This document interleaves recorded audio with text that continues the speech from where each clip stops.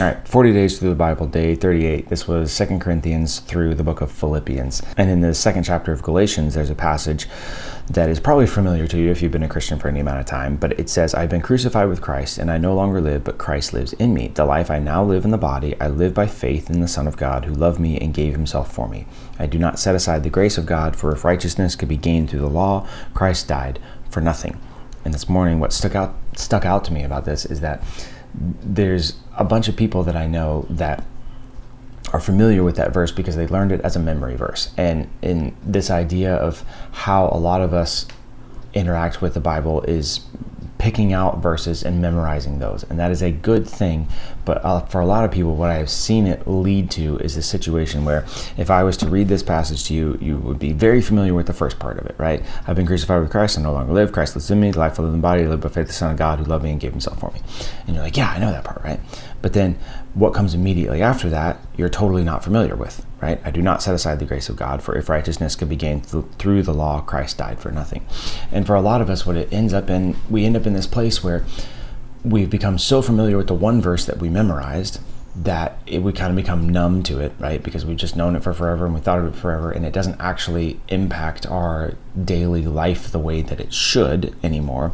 And then the verses either before or right after that, we actually have almost no familiarity with, and they don't impact our life the way that they should. So in this passage, a lot of people know the first part, and then simultaneously I talk to people who have no concept of this second part, and they've never thought of the second part of like, if righteousness could be gained through the law, Christ died for nothing. And there's people that I know and that I'm walking through life with who are struggling with a view that humanity is basically good and that sin is something that we learn, right?